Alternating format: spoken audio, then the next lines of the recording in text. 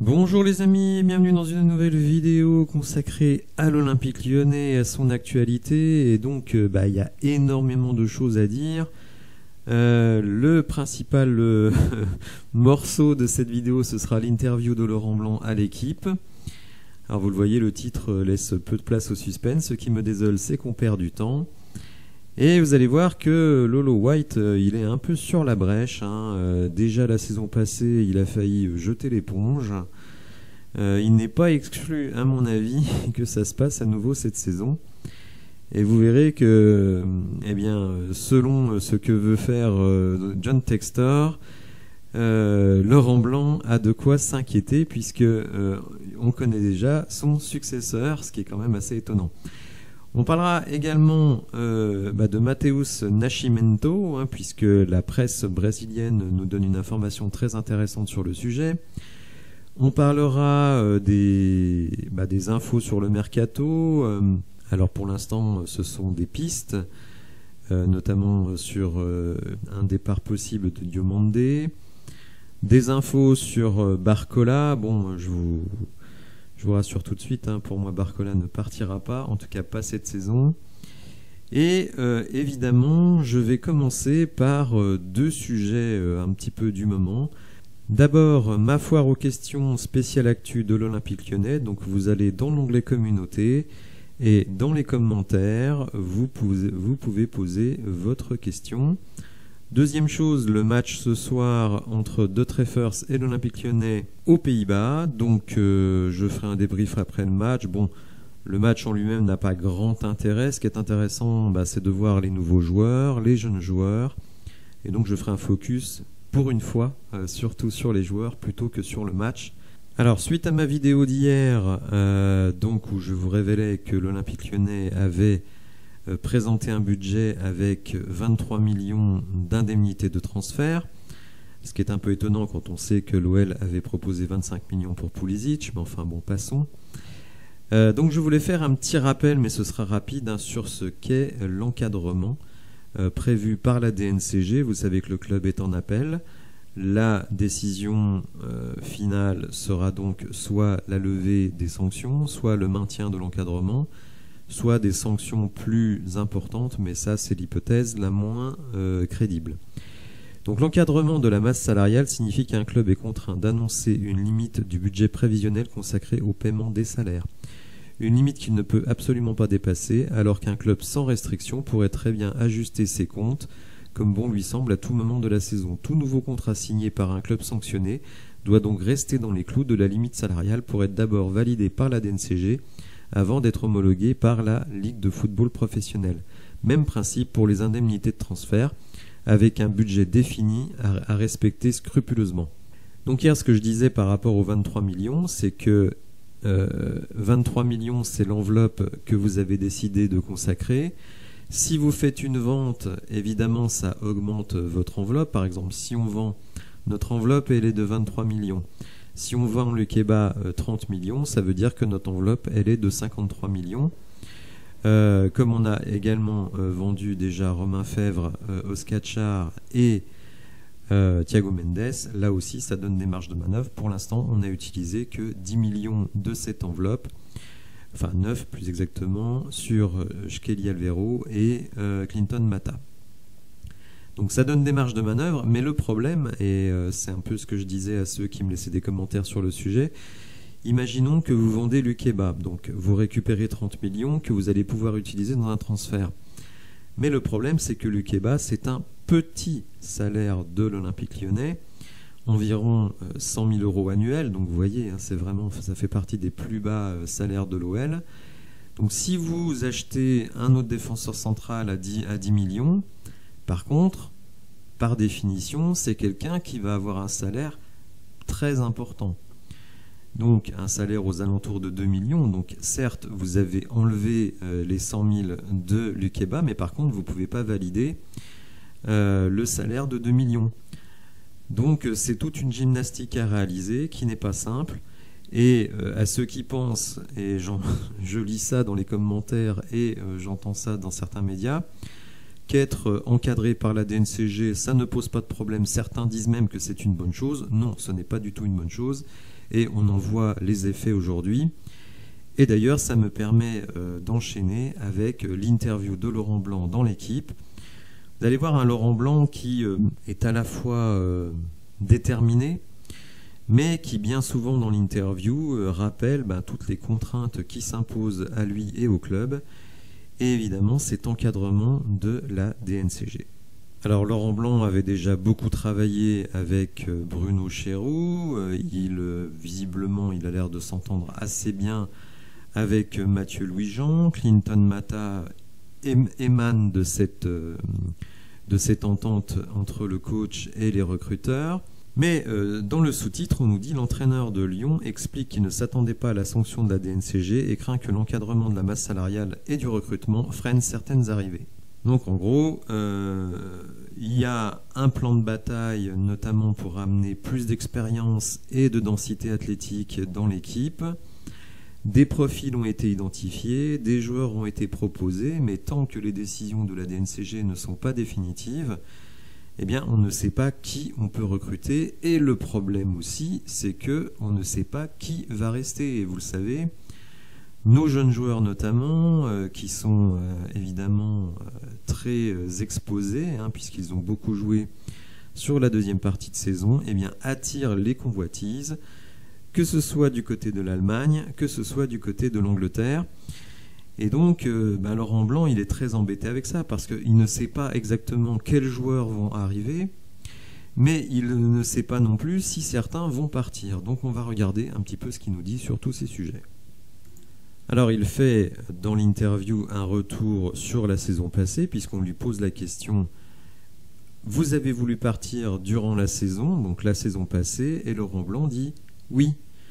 Quand tu as le sentiment que tu n'y arriveras pas, il y a trop de boulot, des joueurs pas dans l'état d'esprit du club, je ne les agresse pas en disant ça, mais c'était mon constat. Il y avait bien trop de joueurs, des clans. Quand tu es entraîneur, tu dois prendre du plaisir, surtout à mon âge. Je ne me sentais pas capable d'y arriver avec ce groupe, et quand on ne prend plus de plaisir, que les joueurs non plus, il y avait une ambiance délétère. Alors, quand avez-vous changé d'avis? Il y a eu la fenêtre Coupe du Monde pour remettre tout à niveau, comme dans une voiture, et ensuite, on a fait des choix forts. Il y avait des bons jeunes, mais ils ne jouaient pas. Il y avait des mecs confirmés, mais ils n'avaient peut-être pas la motivation nécessaire pour être à Lyon. On a donc essayé de contenter les uns et les autres, d'inclure les jeunes et de prêter les anciens. On a fait les bons choix en janvier, je remercie la direction de m'avoir suivi. Si on arrive en octobre, c'est que ça ne marche pas, mais parfois, il y a une ossature qui te permet d'être positif. Là, il n'y avait pas grand-chose, et on finit 3e sur la phase retour de L1. On a pris en plus du plaisir, joueurs comme staff. Bon, vous voyez, donc, il a vraiment été très bas, mais bon, il dit quand même qu'il a songé à partir, très sérieusement, et que s'il n'y avait pas eu le grand ménage du mois de janvier, eh bien, il serait parti. Alors après, vous voyez, il est plutôt positif en disant que les jeunes joueurs lui ont un peu redonné l'envie de continuer, même si on lui reproche souvent d'attaquer les jeunes joueurs. Je ne pense pas qu'il attaque les jeunes joueurs, il essaye simplement de replacer les jeunes joueurs dans leur contexte de joueurs professionnels. Ils sont perfectibles et c'est tout à fait normal. Donc si on décide de mettre en avant les jeunes, il faut accepter en contrepartie que de temps en temps, ils passent à travers ou ils fassent des bêtises. On embraye avec la décision de la DNCG et son impact sur le mercato. Donc Laurent Blanc nous dit c'est un mercato difficile, il faut améliorer et trouver des solutions à des joueurs de retour de prêt, il y a beaucoup de travail et avec un recrutement et une masse salariale surveillée, ce n'est pas simple. On ne s'attendait pas à cette décision, mais on va voir comment ça se termine avec l'appel. Ce qui me désole, c'est qu'on perd du temps. Si un joueur veut venir, on passe ensuite au contrat et sans l'argent, il est plus difficile de conclure, ça c'est certain. On avait déjà préparé cette saison, même s'il y a eu des changements dans le club, il faut s'adapter et faire confiance aux gens en place, mais pour réussir l'an prochain, il faut commencer par avoir une belle équipe. Donc vous voyez, Laurent Blanc prévient, mais pour réussir l'an prochain, il faut commencer par avoir une belle équipe. Et on peut comprendre que, selon lui, si le mercato n'est pas réussi, l'équipe sera insuffisante. Êtes-vous en quête d'un meilleur équilibre que la saison passée? Je l'espère, sinon on s'apprête à vivre une saison difficile. L'an passé, elle l'a été pour tout le monde, car ce club a connu le succès, surtout la domination. Tu as du mal à accepter que d'autres te passent devant, mais il faut en avoir les moyens. Donc vous voyez vraiment Laurent Blanc, il dit moi, ok, tous les objectifs que vous voulez, mais il faut mettre les moyens en face.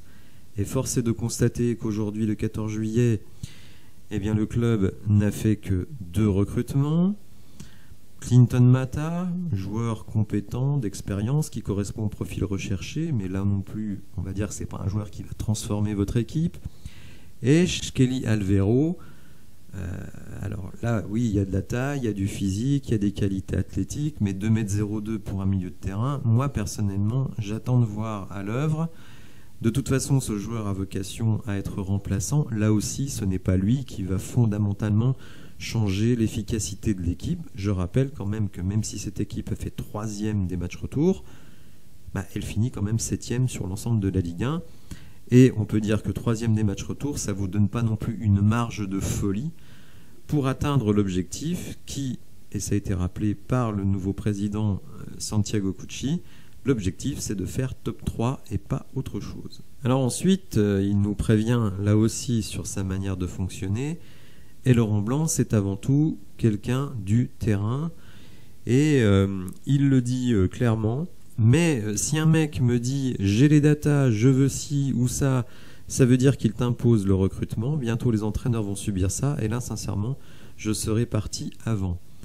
Alors, on se rend compte quand même que dans cette interview, Laurent Blanc n'est pas un grand fan des datas. Lui, il préfère voir les joueurs à l'œuvre. Et surtout connaître leur mentalité. Alors Mathieu Louis-Jean a dit que la mentalité c'était un critère important du recrutement. Mais Laurent Blanc semble quand même nous dire ici qu'on ne veut pas qu'on lui impose des joueurs parce que ces joueurs uniquement ont été recrutés sur de la data.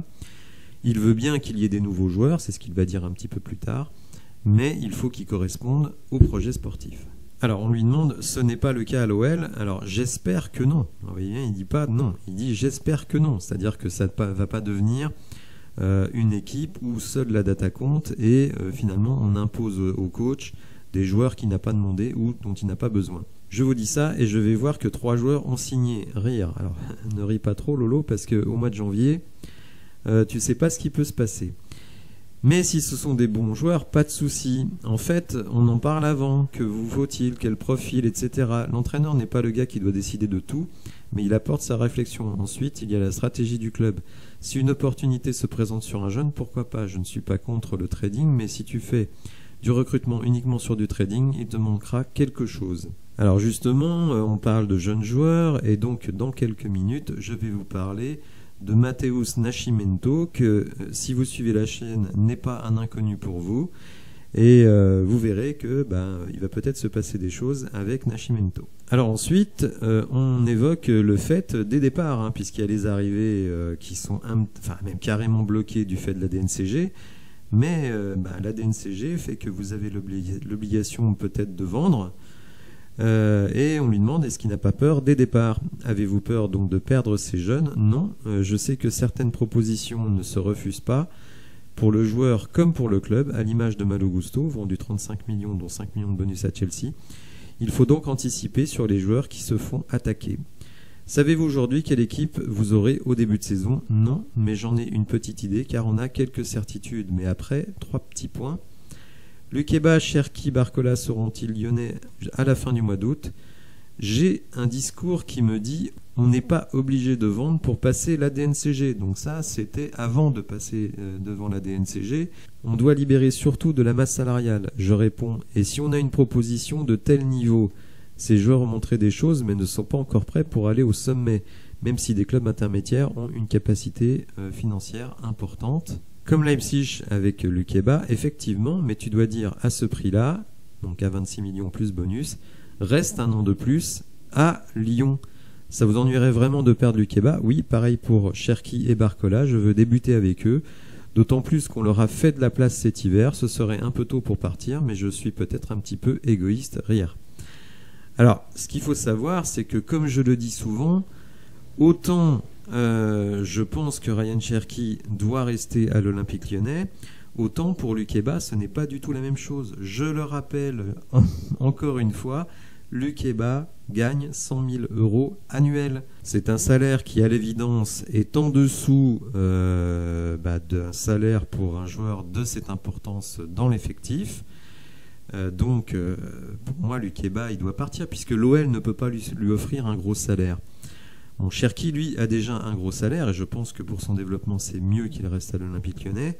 Et Barcola, il a 3 ans de contrat. Je trouverais ça totalement délirant de transférer Bradley Barcola, qui est un petit salaire, donc je pense qu'il faut augmenter le salaire de Barcola, qui est à 400 000 € annuels. Mais par contre, qu'est-ce que vous voulez transférer Barcola, qui est quasiment votre deuxième meilleur joueur de la saison derrière Alexandre Lacazette, au moins sur les joueurs offensifs, et qui en plus plaît énormément aux supporters. Sa valeur ne va cesser de croître, 3 ans de contrat, rendez-vous compte. Donc je trouve ça, pour moi, le départ de Barcola, franchement, je ne comprendrais pas si ça arrivait. Alors, on le voit, Laurent Blanc a pensé à jeter l'éponge carrément la saison passée, et s'il lit la presse, eh bien, il pourrait avoir quelques petites sueurs froides, puisque, vous le savez peut-être, Botafogo a perdu son entraîneur, Luis Castro, qui est parti en Arabie Saoudite, et pour le remplacer, ils ont engagé Bruno Lage.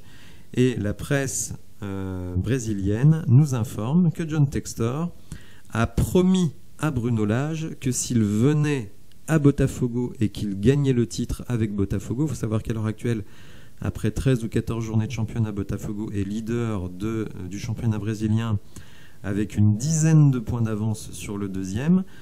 On peut penser quand même que Bruno Lage peut emmener Botafogo au titre. Et donc John Textor lui a dit: si tu gagnes le titre avec Botafogo, eh bien tu seras numéro 1 pour remplacer le coach à Crystal Palace ou à l'Olympique Lyonnais. Donc si vous voyez monsieur Bruno Lage débarquer au mois de janvier parce que Laurent Blanc a été débarqué ou tout simplement qu'il est parti, ou alors ce sera peut-être au mois de juin prochain, mais voilà, on connaît peut-être le nouvel entraîneur de l'OL, puisque à l'OL, John Textor aura beaucoup plus de pouvoir qu'à Crystal Palace. Donc pour moi, si Bruno Lage est champion du Brésil avec Botafogo et que John Textor a une parole, eh bien ce sera lui notre prochain entraîneur. Alors maintenant parlons de Matheus Nascimento, qui est d'une des pépites du club de Botafogo. J'avais fait une vidéo sur le joueur que j'ai retiré tout simplement pour des questions de droit. Donc un joueur, on va dire, vraiment très talentueux, très intéressant. Et dans cette vidéo, je disais, beaucoup de fans, on va dire, pensent que la multipropriété peut nous permettre de récupérer les meilleurs joueurs de Botafogo. Et donc je disais, on va voir un exemple concret avec Matheus Nascimento, puisque c'est donc une des pépites de Botafogo, un jeune joueur de 20 ans, vraiment très talentueux. Allez voir des vidéos sur internet, vous allez voir, joueur intéressant. Et donc on apprend ici dans la presse brésilienne que John Textor pourrait présenter à Matheus Nascimento l'alternative d'être prêté à Lyon, le club de sa holding réalisant ainsi le rêve du jeune homme de jouer dans le football européen sans avoir à quitter Eagle Football. Alors pourquoi on parle de ça? Tout simplement parce que Botafogo a reçu une proposition de 10 millions d'euros de la part de Nottingham Forest, donc pour engager Matheus Nascimento. On nous dit ici que Botafogo détient 60% des droits du joueur. Il faut savoir que la multipropriété de joueurs existe au Brésil. 30% appartiennent à la famille et 10% à l'école de football de Trops qu'il a révélé. Mais l'indemnité de départ, c'est 100 millions d'euros. Bon, évidemment, tout se négocie. Donc 10 millions, évidemment, on est très loin des 100 millions. Mais donc John Textor pourrait faire venir Matheus Nascimento, alors pas cet été, mais plutôt en janvier de la saison, en janvier 2024, pour le montrer tout simplement. Vous savez que c'est son but, montrer les joueurs via l'Olympique Lyonnais pour ensuite les revendre très très cher en Angleterre. Alors on continue sur la rubrique transfert avec, vous le voyez à l'écran, Salzbourg, qui suit Sinali Diomandé. Alors il est évident pour Diomandé que cette saison il n'a quasiment aucune chance d'être titulaire, parce que Si Lukeba reste, évidemment, il fera la doublette avec Lovren. Et si Lukeba est remplacé, ce sera par un joueur potentiellement titulaire. Donc Diomandé, surtout avec seulement 34 matchs de Ligue 1 et la Coupe de France, il voit très très peu d'opportunités d'être titulaire, d'autant qu'il était parfois utilisé à droite, mais avec l'arrivée de Clinton Mata et l'émergence de Selçuk Mbedi, finalement son temps de jeu reste très très faible. Donc il intéresse le RB Salzbourg, et d'ailleurs c'est la petite anecdote, il va y retrouver Oumar Soleh, peut-être vous vous souvenez de lui, qui était à l'Olympique Lyonnais et qui a été acheté par Salzbourg en 2020. Alors sur Diomandé, clairement l'OL peut récupérer 8 à 10 millions puisque c'est sa valeur sur le marché des transferts. Alors, info donnée par RMC et d'autres médias, Bradley Barcola est voulu par Luis Enrique du PSG. Vous savez que Bradley Barcola a signé avec l'agent Jorge Mendes. Donc évidemment, quand on change d'agent, ça annonce quelque chose de pas terrible. Néanmoins, comme je l'ai dit, l'Olympique Lyonnais n'a absolument aucun intérêt à transférer Barcola, qui est hyper performant sur le terrain, hyper régulier, qui n'a pas un gros salaire. Alors évidemment, moi je préconise qu'on le prolonge d'une année, donc jusqu'en 2027, en quadruplant son salaire, c'est-à-dire en le faisant passer à 1,2 million. Mais je le dis aujourd'hui, Bradley Barcola ne quittera pas l'Olympique Lyonnais, ou alors ce serait la décision la plus ridicule de l'histoire de l'OL. Il y en a eu quelques-unes, mais en termes de business, il n'y en a pas eu tant que ça si on réfléchit bien. Olympique et Lyonnais nous annonce d'ailleurs que non seulement le PSG lorgne sur Barcola, mais aussi le RB Leipzig, qui décidément, on a l'impression presque de faire partie du groupe Red Bull, puisque Leipzig veut plusieurs de nos joueurs. Voilà, alors une vidéo très dense, mais j'ai encore un petit sujet à évoquer. Donc Santiago Cucci qui a donné une interview. Alors bon, une interview évidemment faite par une chaîne du club. On se doute bien que le gars n'a pas été trop mis en difficulté sur les questions posées. Alors, on va encore me dire que je suis négatif, que je fais du bashing, que je juge les gens avant même de les avoir vus à l'œuvre. Alors non, je ne donne simplement que mon opinion par rapport à ce que j'ai vu de ce monsieur. Alors vous le savez sans doute, son parcours professionnel, c'est surtout d'avoir été dans des boîtes reliées à la mode. Et donc il dit que ce qui l'a le plus surpris depuis qu'il est dans le foot, ce sont les rumeurs, puisque il dit que voilà, les rumeurs c'est permanent, notamment en période de mercato. Donc il découvre ça, ce qui m'étonne un petit peu parce qu'il a quand même 54 ans.